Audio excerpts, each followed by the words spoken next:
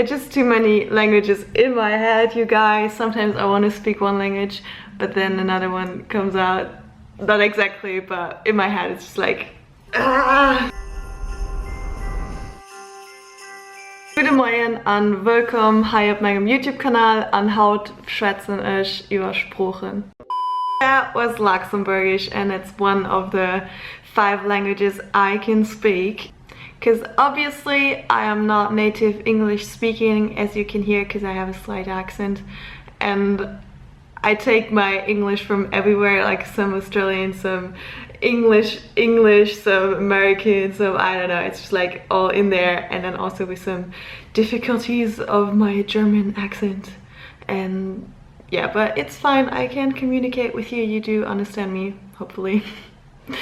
So let's get into this video, and you guys asked me how many languages I can speak. It's 5, and today I'm gonna go in depth what they are and how I learned them, because you seem to be quite interested in how I did that. Actually, it wasn't a decision of mine, because I just grew up how I grew up, and it just came to me that I had to learn all those languages. So it wasn't a conscious decision. It's just because when you're living in Europe, most of the time you do speak at least 2 languages, most of the time 3. Because our countries are so tiny and we're so close together in a space, and if you just drive for like 2 hours you can be in a different country with a different language. So it's kind of important to know at least 2, maybe 3 languages. And I grew up in Luxembourg, which is one of the littlest countries in Europe, probably in the world. And yeah, if you just drive for 30 or 20 minutes or even 10 minutes where I was living, you're in Belgium or in France or in Germany, so you're kind of surrounded by all of these. And due to that fact, we have to learn German, French and Luxembourgish in school, and English as well. So that makes already 4, which we have to learn. Well, let's start from the very beginning. I was born in the Netherlands because my dad is from the Netherlands, so he's Dutch and I'm half Dutch, and he speaks Dutch, or he always talked Dutch with me and my brothers and with my mom, which is actually super funny because she's German, so my mother tongue is German. And my friends always ask me, but what do you speak at home? So my dad talked Dutch with my mom, and my mom spoke German with my dad. And it was somewhat of a funny thing because my dad started a conversation in Dutch and my mom replied in German, and it just went around like that. And if us children, we were in the middle of the conversation, we were looking to our dad speaking Dutch, and in the middle of the sentence looking to my mom speaking German. So the brain is just wired to change languages like in between, which is really nice and really good. And I think it really helped you also to just learn other languages after. So I grew up with Dutch and German. Half of my family is still living in the Netherlands and half in Germany. So I still have to talk all of those, but since I'm living in Germany, my German is so much better and my Dutch is like, I mean, I can speak it and I do understand it, I can read it and stuff like that, but sometimes there's some vocabulary that I just don't know. But if I would go to the Netherlands and live there for, I don't know, a couple of months, it would become good or perfect again, with a little accent of course, because yeah, I do speak German most of the time. But okay, I'm just gonna say a couple of sentences in Dutch now. Goedemorgen, mijn naam is Tanja en ik ben in Nederland geboren, maar nu leef ik in Duitsland. En mijn moeder is Duits en mijn vader is Nederlands. Daarom kan ik ook Nederlands praten. So that was just a little introduction. It's kind of funny. It's a funny language. It's a mix between German and, what do other people say? I don't really know. It's a little bit like German, but a weird German. Sorry, my battery just died. Dutch, yeah, it's a little bit like a weird German. Don't get me wrong, I love it, and it's not like a weird language or something. It's just that it kind of sounds like German, if you know what German sounds like. Okay, so German, Dutch, father tongues. I don't know if there's a father tongue, but I grew up with those two languages. Then after 2 years we moved to Luxembourg, like when I was 2, because my dad got a job there. And in Luxembourg people speak Luxembourgish. It's kind of weird because it's actually like an official language, but not really, because we don't have it at school. Well, we have like a Luxembourgish class for like 2 years maybe, but most of the time we just read a book or learn music, Luxembourgish music. So it's not like the most important language you can learn, but it's still fun to know. And actually I always refused to speak Luxembourgish. I don't know why. Maybe I was concerned that other people thought my accent was funny, because obviously I grew up German and my Luxembourgish was not perfect at all. So I don't know, I just refused to speak it. And even my teachers were like, hey, you gotta speak Luxembourgish now, but I always refused. I always spoke German. And even with my friends I spoke German, and sometimes they replied in Luxembourgish, but I just couldn't be bothered. I don't know why. I really don't know why. It's funny. I grew older and I switched classes, switched schools, went into the college, and even there sometimes they just mix the classes all the time. I started to appreciate Luxembourgish more, and I had some old friends I was still talking German to, but then other ones where I grew more comfortable speaking Luxembourgish, and then I just spoke Luxembourgish, and it actually improved. I think I didn't have that much of an accent, so that's the story of Luxembourgish. I don't really need it anymore today, but it's still fun because a lot of people don't know that Luxembourgish is actually a thing. And yeah, it's just like, again, like German mixed with French, and Luxembourgish as ein komischer Spruch. That means Luxembourgish is a weird language.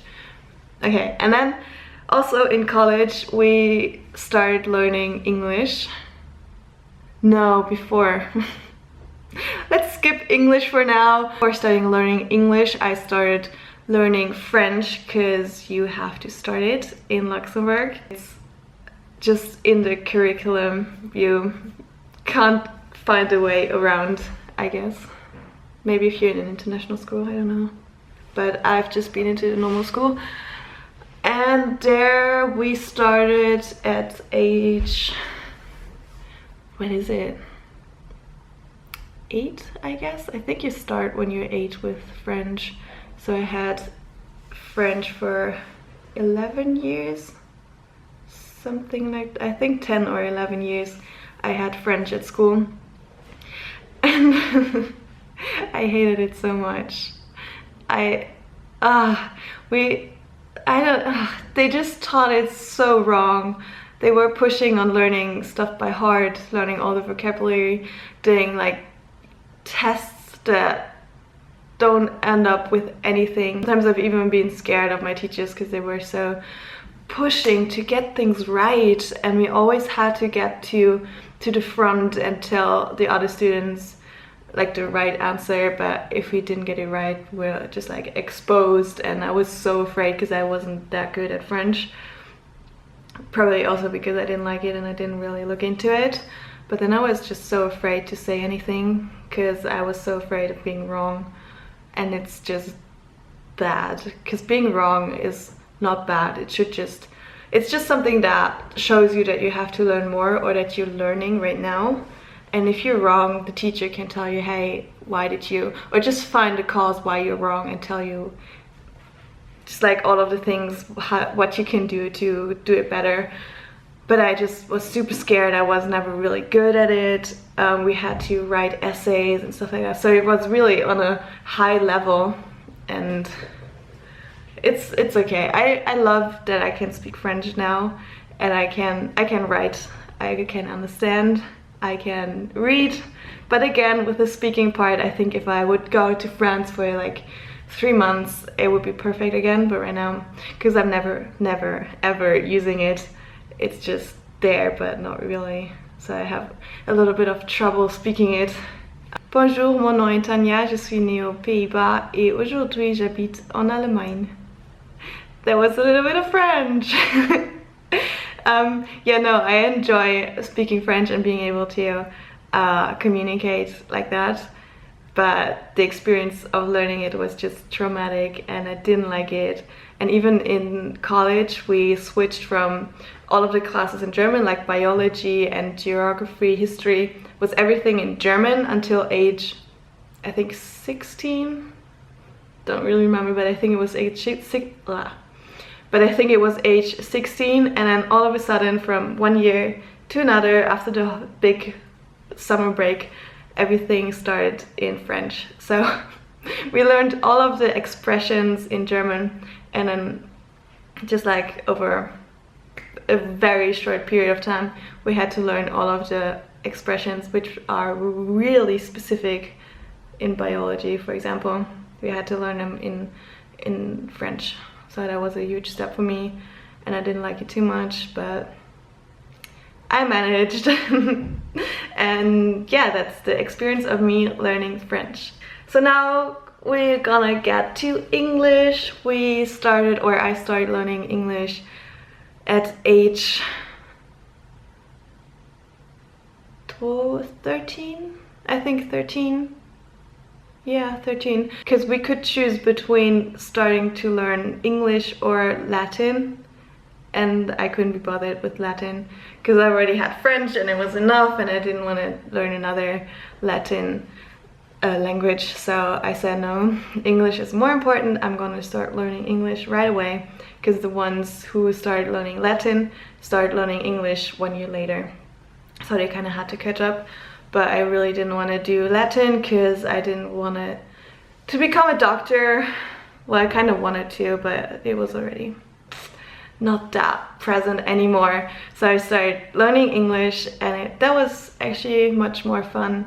It came more naturally to me. And it's an easy language. Like if you start to learn German or French, it takes a while. There are a lot of exceptions and stuff to get your head around. But English is pretty easy. So that wasn't too bad for me, and I started learning English by listening to music, by watching movies, and just being around English. And right now I'm constantly in contact with English. I have English friends. I speak English to you guys. I'm watching all my movies in English, all my series in English, so I really love that. And what else? When I was 16, I went over to Canada for 2 weeks because I just said, hey Dad, I don't want to be in Luxembourg anymore. And he was like, okay, I have a friend in Canada, you can go there. So I stayed there, and my English was still pretty basic, but it was nice. I could get around it. The people I was staying with were so nice, and the experience in itself was amazing. And then, as I already said a couple of times, when I was at university we had to do an internship, and I wanted to get out of Germany.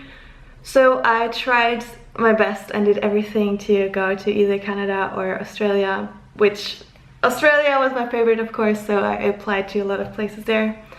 And I got to spend 7 months in Australia, which also helped me to improve my English and just being more comfortable with who I am and what I do. And that was it. Oh yeah, before starting university at the school, I started learning Spanish for 2 years.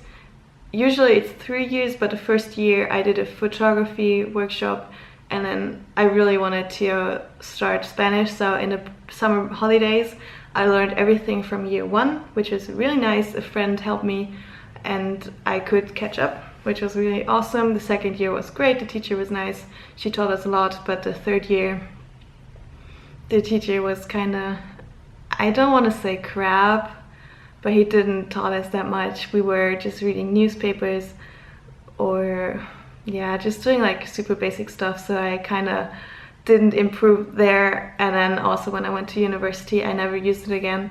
So right now pretty much everything is gone.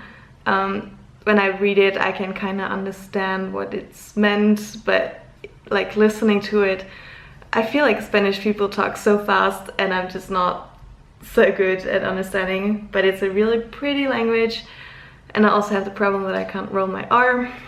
So I'm learning. I watched some YouTube videos about the rolling R, so hopefully I'll get it in the near future, because it just doesn't sound good if you say perro. It's just not Spanish. So yeah, I'm trying to learn that, and hopefully when I get that, I'm getting it back into Spanish, but we will see. Okay, that was the 6th language, which I can't really speak, but I'm interested in. And I also started learning a 7th language like 2 years ago, and I didn't continue it, which is kind of bad. But I started learning Swedish with Bubble or Duolingo, don't really remember.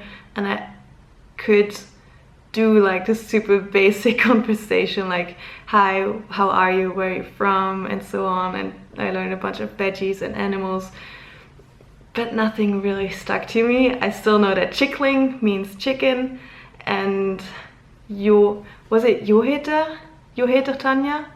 It's like my name is Tanya, and that's everything that's left.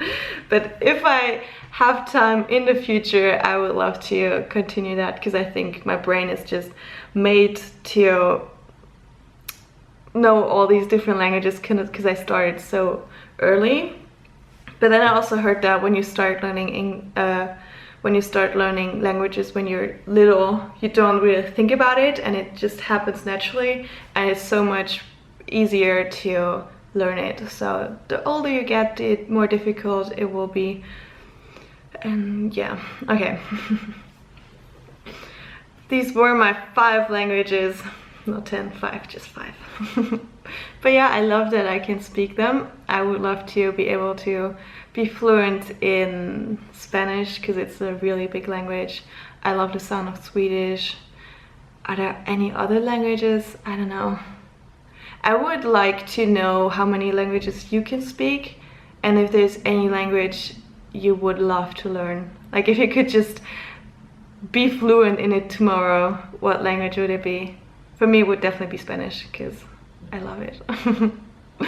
Alright, I hope this answers a lot of your questions. Oh yeah, one more thing. My brain gets confused sometimes, because there's so many languages in there, and the vocabulary gets mixed up. So I think in German, but I want to say something in English, and it's really hard to explain. It's just like a mix in my head of languages, and sometimes I know a word in that specific language but not in the other one, and then I'm like super confused.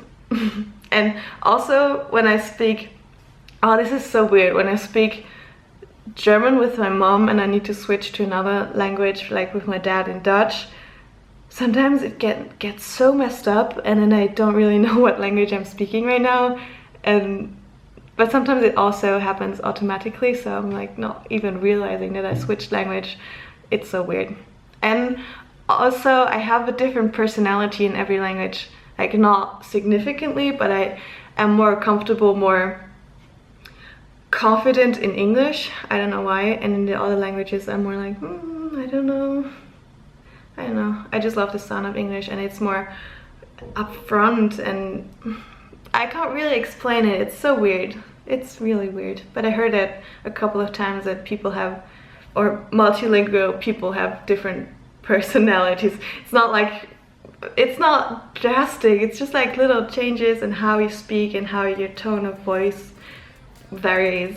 And yeah, it's funny. It's really funny. Thank you so much for watching. If you have any other questions about this topic, please let me know down below, and I'm gonna answer them just right here. So yeah, thank you so much, and I will see you again tomorrow here on my channel. You look at me, I'm soaring, seeing all the truth behind